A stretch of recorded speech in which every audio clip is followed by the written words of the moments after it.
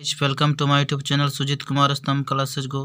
आज फिर से हम नेक्स्ट वीडियो लेकर के आ गए हैं, जो कि यह जो वीडियो है यह 12th इंग्लिश बुक का जो चैप्टर आपका है उसका समरी हम बतलाएंगे। ठीक है, तो आप ध्यान से देखिएगा इस वीडियो को कि किस तरह से समरी लिखा जाता है, कैसे समरी लिखने पर ज़्यादा अंक आती है और कौन कौन सी समरी याद रखनी पड़ेगी। इन सारी चीज़ों अगर इस वीडियो को अगर सारा सीरीज आप देखते हैं तो सारा चीज़ पता चल जाएगा और समरी डायरेक्ट आपके बोर्ड में टच कर जाएगी कि कौन सा समरी हमको ज़्यादा पढ़ना चाहिए और कौन सा हमें क्वेश्चन आंसर भी याद करनी चाहिए। तो वो सभी हम सीरीज चलाते रहेंगे। ठीक है, तो फिलहाल मैं आज जो बताने वाला हूँ वह बतलाने वाला हूँ कि समरी कैसे लिखनी चाहिए और लिख करके मैं बतलाऊँगा। ठीक है, जो कि फर्स्ट चैप्टर से हम लेकर के चलेंगे और first chapter, second chapter, third chapter, fourth chapter, 5 chapter, जो कि आपको फर्स्ट चैप्टर है Indian civilization and culture, second chapter है प्रोज सेक्शन में भारत इज माई होम और थर्ड चैप्टर है pinch of snuff, fourth chapter है हैव ए ड्रीम और इस टाइप का आपका चैप्टर बढ़ता चला जाता है, जो कि हम सारा चैप्टर का समरी हम बतलाते जाएंगे प्रत्येक वीडियो में। ठीक है, प्रत्येक वीडियो में एक चैप्टर का समरी रहेगा। अगर वीडियो अच्छा लगेगा तो लाइक कीजिएगा, शेयर कीजिएगा, सब्सक्राइब कीजिएगा। जितने भी बड़े बड़े ग्रुप होंगे उसमें आप शेयर कर दीजिएगा और सब्सक्राइब करवाइएगा। ठीक है, तो अब देखिए हम समरी कैसे लिखते हैं उसको हम बतलाते हैं और आप ध्यान से सुनिए। किसी भी चैप्टर को अगर समरी लिखना हो तो सबसे पहले आप वह चैप्टर जो है वह क्या है, किस विधा में लिखी गई है और वह राइटर कौन है, वो थोड़ा सा राइटर के बारे में परिचर्चा कर दीजिए। उसके बाद फिर हम लिखेंगे कि वह उस चैप्टर में कहा क्या गया है, दूसरा स्टेप हुआ। और तीसरा स्टेप जो हुआ वह होगा कि फाइनली आखिर कहता क्या है। ठीक है, कहना आखिर क्या चाहता है उसके बारे में हम लिख देंगे। तो 3 स्टेप होगा और तीनों का पैराग्राफ चेंज कर दीजिएगा, पैराग्राफ चेंज करके लिखिएगा। इस तरह से आपका एक अच्छा और बढ़िया सुंदर आपका समरी तैयार हो जाएगी, किसी भी चैप्टर का सारांश तैयार हो जाएगा। तो देखिए कैसे लिखा जाता है, हम उसको अब नामकृत करते हैं कि इंडियन सिविलाइजेशन है। फर्स्ट जो क्या है, Indian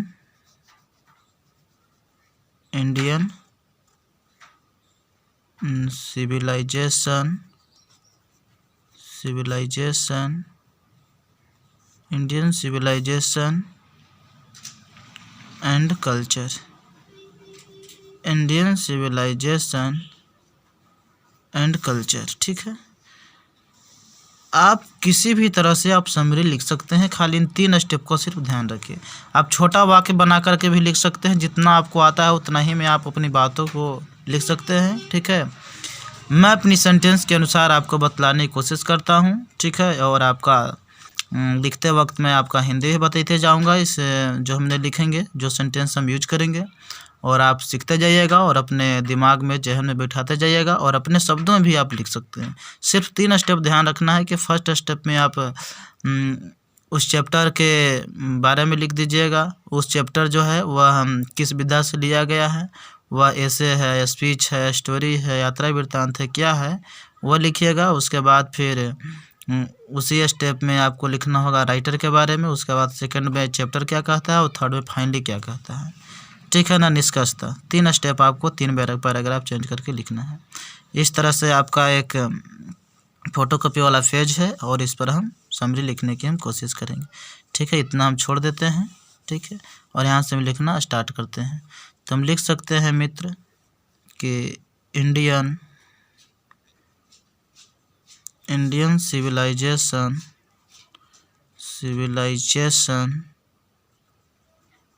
Indian civilization and culture, Indian civilization and culture, इसको हम सिंगल इन्वर्टेड कॉमा बंद कर देंगे। और यह क्या है, इज एन एस, क्या है, एक निबंध है। यह क्या है, is an essay written by, is an essay written by Mahatma Gandhi. हाँ ठीक है, एक व्यक्ति आ गए थे, महात्मा गांधी, महात्मा गांधी। ठीक है, यहाँ पे आपको डाउट एक दूर कर देता हूँ। इज एन एस, हमने यहाँ लिखा है कि रिटन बाय महात्मा गांधी, यहाँ पे लिख सकते हैं has been written by Mahatma Gandhi, या which has been written by Mahatma Gandhi. In any way we can write by Mahatma Gandhi. ठीक है ना।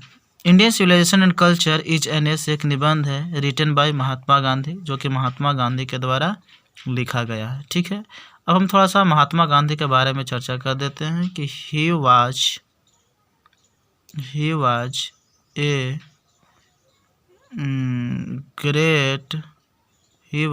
ग्रेट, इधर लिखते हैं उधर जगह कम है, ग्रेट फ्रीडम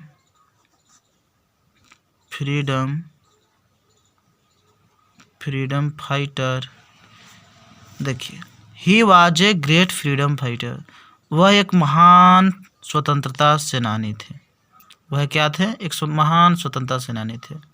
उसके बाद हम लिखेंगे कि दिस ऐसे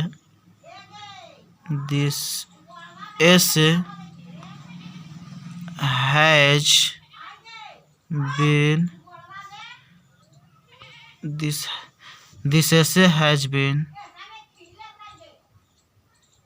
taken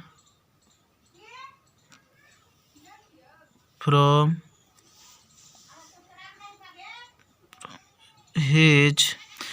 this essay has been taken from his autobiography, है ना। लिख सकते हैं कि ऑटोबायोग्राफी, और आप ऑटोबायोग्राफी का नाम जानते हैं, ऑटोबायोग्राफी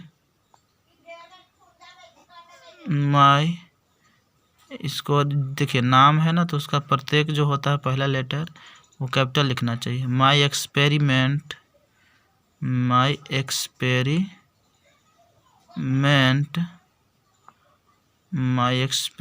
विथ, यहाँ पे लिख दीजिए ट्रूथ। माई एक्सपेरिमेंट विथ, यहाँ भी लिखिए बड़ा में, माई एक्सपेरिमेंट विथ ट्रूथ। समझ गए ना। ये जो निबंध हैज़ बीन टेकन फ्रॉम, लिया गया है हिज ऑटोबायोग्राफी, उनकी जो आत्मकथा है, माई एक्सपेरिमेंट विथ ट्रूथ, सत्य के साथ मेरा प्रयोग, सत्य के साथ मेरा प्रयोग। ठीक है, उसके बाद हम लिख सकते हैं कि फेयर ही, आप लिख सकते हैं, आप हैज लगा दीजिए, ही हैज उन्होंने क्या किया है? कंपेयर्ड किया है। He has compared Indian civilization, Indian, ठीक है, इंडियन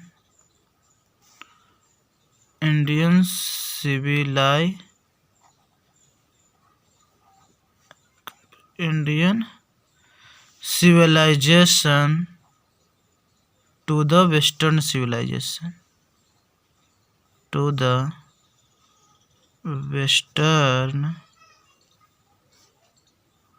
civilization।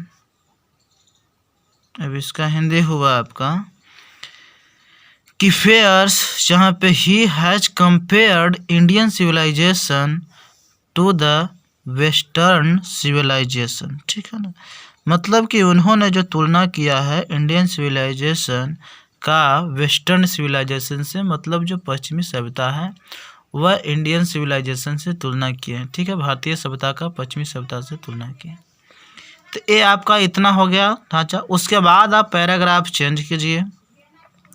उसके बाद अब वह कहना क्या चाहते हैं उसके बारे में लिखते हैं कि ही सेज दैट, वह कहते हैं कि ऑल द कहना, मतलब वह कहते हैं, he says that all the, जो ग्रेट है, all the great civilisation,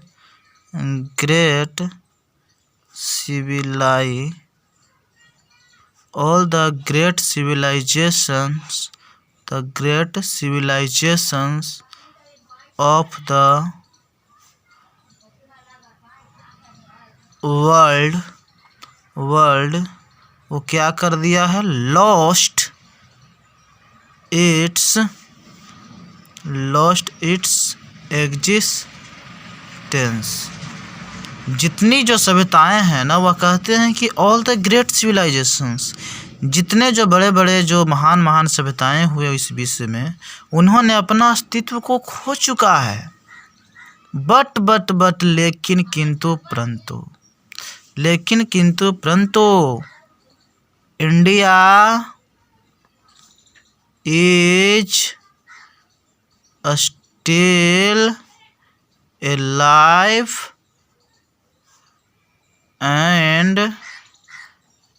and it's glory, और इसकी जो महिमा है, इसकी जो गौरव है, इट्स, आप भारत माता है तो बोल सकते हो कि इट्स हर ग्लोरी, इसकी जो अपनी जो महिमा है वो बहुत ही एग्जिस्टेंस में रही है।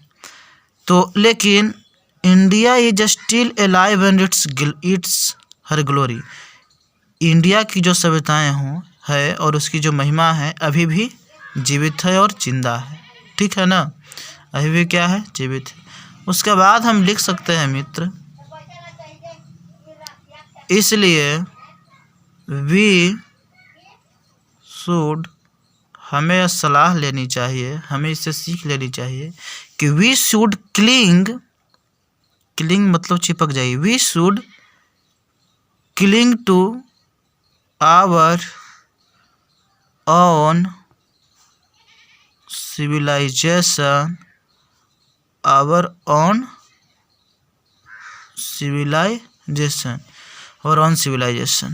इसलिए हमें we should cling to our own civilization, हमें अपने सभ्यता से चिपक जाना चाहिए, मतलब अपने सभ्यता को लॉस्ट नहीं करना चाहिए, आपको त्याग नहीं करना चाहिए, खोना नहीं चाहिए, अपने सभ्यता को अच्छे से पालन करनी चाहिए और इसी सभ्यता में रहना चाहिए। और उसके बाद महात्मा गांधी कहते हैं कि if we want to be happy, यदि हम लोग खुश रहना चाहते हैं, if you want to be happy, यदि हम लोग खुश रहना चाहते हैं तो हमें क्या करना पड़ेगा, वी शुड लर्न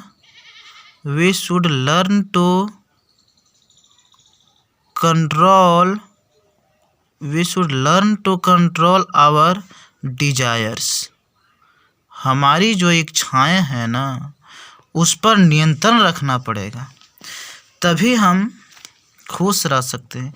क्योंकि दुनिया का सबसे जो दुख का मुख्य कारण होता है ना, वह इच्छा होती है, और अगर आप इच्छाएं अगर करिएगा जितना, उतना ही आपको दुख उत्पन्न होगी। आप इच्छा कीजिएगा कि मेरे पास ट्रक हो जाता, बस हो जाता, और आपके पास उतनी संपत्ति नहीं है, तो एक दुख ही है ना मित्र। आप चाहते हैं कि हमें छेना लेकर खाऊं, लेकिन आपका औकात सिर्फ 1 रुपया के बिस्कुट ले भर है, तो यह दुख ही है ना। ठीक है, तो इच्छाएं आप जितना ही आप बढ़ाइएगा उतना ही आपको कष्ट उत्पन्न हो जाएगा। क्योंकि महात्मा गांधी बोलते हैं कि माइंड इज रेस्टलेस बर्ड, आराम विहीन पक्षी की तरह दिमाग है ना। आपका पास जितना आपके पास रहेगी या आपको जितना मिलेगा उतना ही मन करेगा कि और हमको चाहिए। The more you have the more you want, the more you get the more you want, तुम जितना प्राप्त करोगे उतना ही तुम चाहोगे कि और हमें मिले। ठीक है ना, तो इस तरह से हमने इतना बताया। उसके बाद और बोलना चाहते हैं, ठीक है, डिजायर्स, यहाँ पे हम फुल स्टॉप दे देते हैं। हाँ, उसके बाद स्टार्ट करता हूँ मैं। उसके बाद कहना चाहते हैं मित्र महात्मा गांधी, आपने पढ़ा होगा तो आप जानते ही होंगे, if the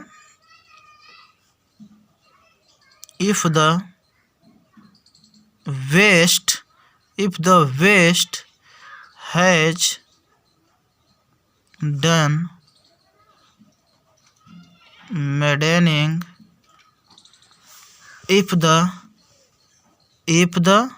West has done maddening inventions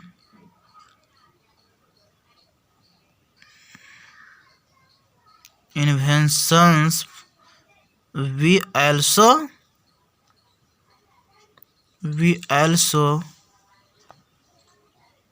have taught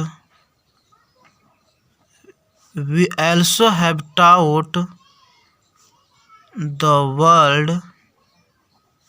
world the lesson of unity. ठीक है, आप इंटेग्रिटी भी बोल सकते हैं, अखंडता, इंटीग्रिटी।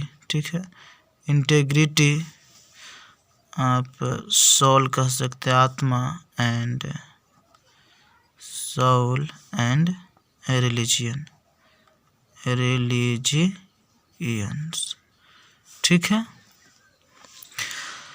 कहने का मतलब हुआ कि if the west has done maddening invention, यदि पश्चिमी सभ्यता ने विभिन्न तरह की जो आविष्कारें की हैं, वी आल्सो हैव टाउट, हम भी उससे सीखे हैं, the world the lesson of unity, एकता की जो पाठ होती है और जो अखंडता की जो पाठ होती है, एंड रिलीजन जो धर्म की जो पाठ होती है।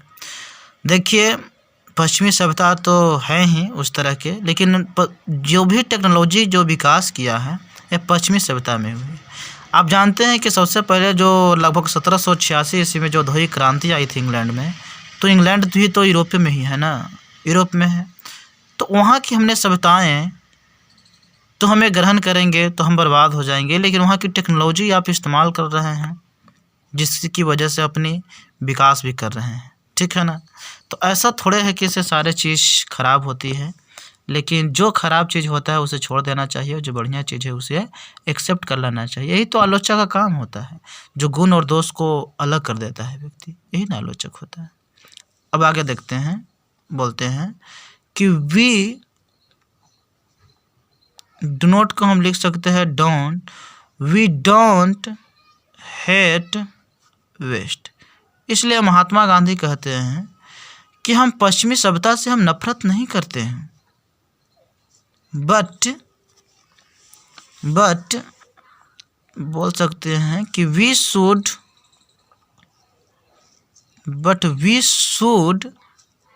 Not try to copy it, लेकिन हमें इसे नकल नहीं करना चाहिए, क्योंकि अगर आप नकल करेंगे तो आप स्वयं बर्बाद हो जाएंगे। ठीक है ना, कॉपी इट, वी वर्शिप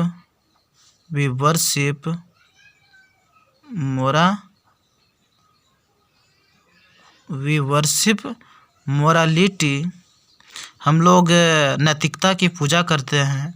ठीक है ना, हमारे देश में नैतिकता की भावना होती है, बड़ छोट पहचानते हैं लोग। ठीक है ना, और किस तरह से मान और आदर करते हैं अपने माता पिता को, गुरुजनों को, और जितने जो हित परिवार रिलेशनशिप होते हैं उन सब को, तो ये सब नैतिकता का ही कमाल है ना, जो हमारे देश में सब पाए जाते हैं। तो fair as they worship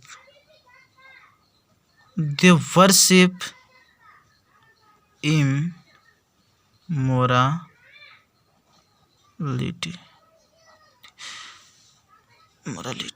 fair as they मतलब क्या, वेस्टर्न सिविलाइजेशन, यूरोपीय सिविलाइजेशन को कहा जा रहा है, समझे ना। We worship morality fair as, लेकिन वहीं पे वे लोग वर्शिप करते हैं, पूजा करते हैं इमोरालिटी को।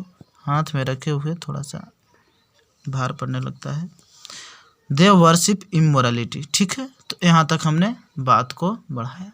उसके बाद कुछ थोड़ा सा बहुत और महात्मा गांधी जी बोलते हैं, और उसके बाद फिर हम अंत करते हैं, चूँकि यह लेंथ भी हो चुका है कुछ, है ना, तो उसके बाद थोड़ा सा और बोलते हैं, उसके बाद अंत करते हैं। चूँकि उतना सारा लिखा हुआ है, उसमें आपका जो मेन पॉइंट है उसे आपको जिक्र कर देनी है। उसके बाद हम लोग बोल सकते हैं कि बोथ बोथ मतलब दोनों। These civilizations, both these civilizations are good। सब क्या है, दोनों सिविलाइजेशन अच्छे हैं, लेकिन कैसे? इन दियर ऑन स्फेयर्स, अपने अपने जगह पर सब सही है। OWN लिखा हुआ है, OWN, ठीक है। ऑन स्फेयर्स मतलब अपने अपने जगह पर सब सही है, ठीक है ना। बट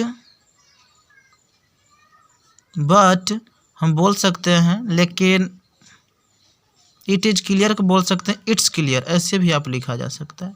इट्स क्लियर, यह स्पष्ट है, दैट कि the modern civilisation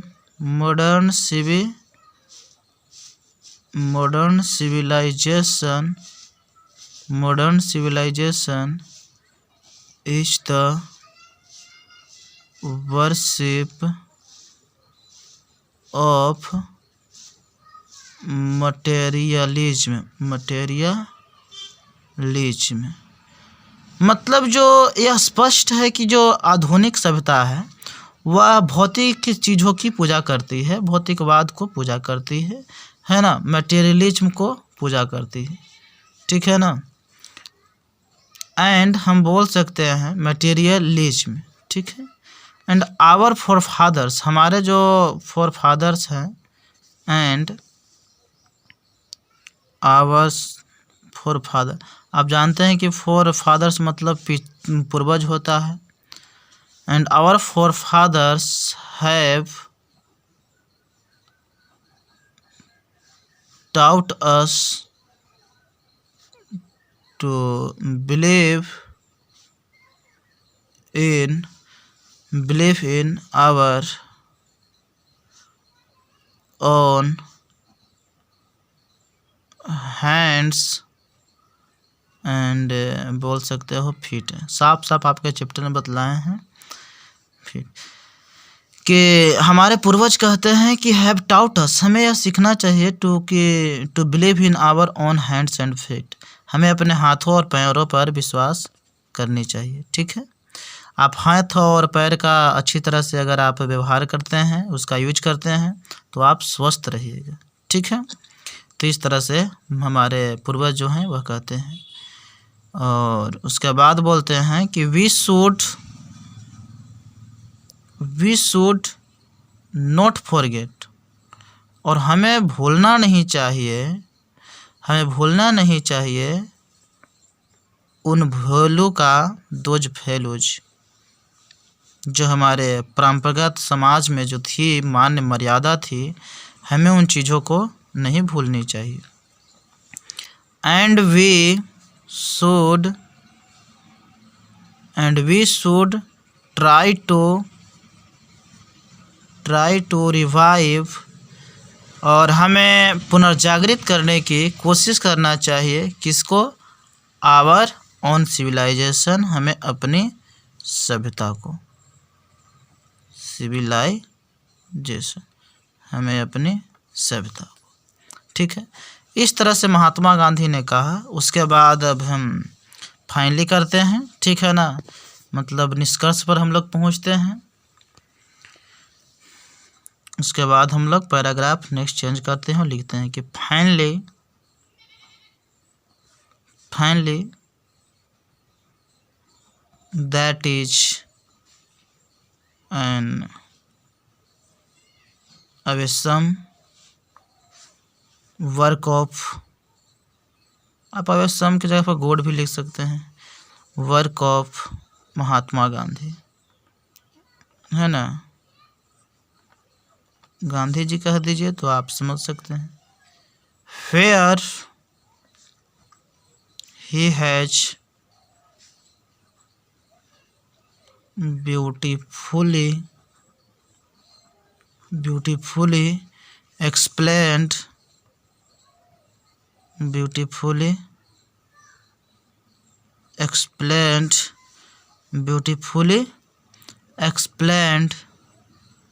the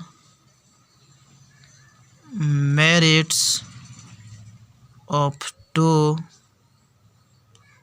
civilization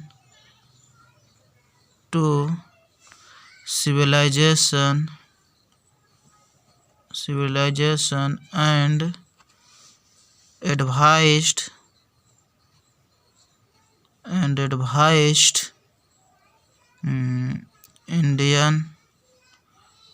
advised Indian to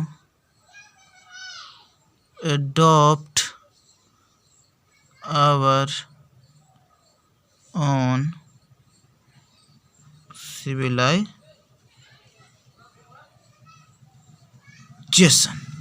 ठीक है।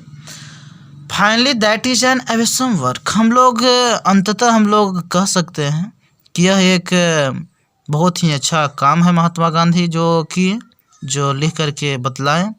Where he has beautifully explained, जिन्होंने बहुत ही सुंदरता से एक्सप्लेन किया the merits of two civilization, दो सभ्यता के जो मेरिट्स हैं, जो advised Indian to adopt our own civilization, और हमें वे सलाह भी दिए हैं कि जो भारत की सभ्यताएं हैं, जो भारत की अपनी सभ्यता है, उसे हमें स्वीकार करना चाहिए, एडॉप्ट करना चाहिए, अंगीकार करना चाहिए। ठीक है।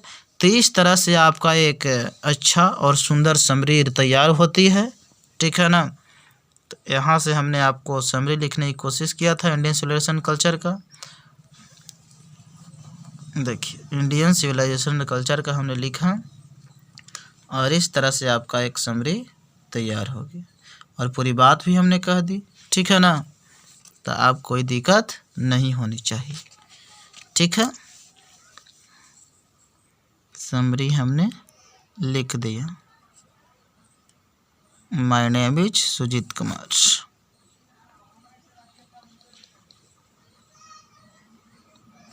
आज कितने तारीख है? आज हो गया 13 तारीख, दूसरा महीना 2022। इंडियन सिविलाइजेशन कल्चर का समरी रेडी हो गया। तो अगर यह वीडियो अगर अच्छा लगता है, एक बार और अगर आप पढ़ना चाहें तो पढ़ सकते हैं, नहीं वीडियो काफ़ी लंबा हो जाएगा। ठीक है ना। हमने हिंदी करके बतला ही दी तो अब क्या दिक्कत है। ठीक है। तो इस तरह से है, आप एक बार स्क्रीनशॉट तो ले ही नहीं सकते हैं, इम्पॉसिबल। ठीक है। एक बार और अच्छी तरह से पढ़ना चाहते हैं पढ़ लीजिए, नीचे तक लेते चल जाते हैं। ठीक है। अगर वीडियो अच्छा लग रहा है तो आप लाइक कर दीजिए, शेयर कीजिए, सब्सक्राइब कर दीजिए और शेयर कीजिए, जितना हो सके उतना शेयर कीजिए। जितना ही बढ़ाइएगा उतना ही आपके लिए अच्छे अच्छे कंटेंट रेडी करूँगा, तैयार कर दूँ। हमें विश्वास है कि आपको अब लिखने आ गया होगा कि किस तरह से लिखा जाता है। ठीक है। तो अब कि हम अगले रविवार को, मतलब संडे को, हम भारत इज माई होम का जो समरी होगा उसको हमने लिखने के लिए बतलाऊंगा। ठीक है। इतना तब तक आप लिखने के लिए प्रयास कीजिए। आप एक बार पढ़िए और एक बार फिर अपने से लिखिए, अपने शब्दों में लिखिए। इतना भी बड़ा कोई बात नहीं है कि हम ट्रांसलेट बनाएं, जितना हमको आता है उतना ही हम बनाएंगे। ठीक है ना। छोटा छोटा आप लिख सकते हैं। ठीक है। कोई ऐसा चीज़ नहीं है कि हम बड़े बड़े लिखेंगे लाइनिंग में तभी हमारी नंबर मिलेगी। ठीक है। देखना चाहता है कि बच्चा किस तरह से लिखा है और इसका कहने का मतलब क्या होता है, क्या पकड़ है कि नहीं इस चैप्टर का, यह सिर्फ चेक करती है। ठीक है। तो ध्यान रखिएगा। Thank you for watching video.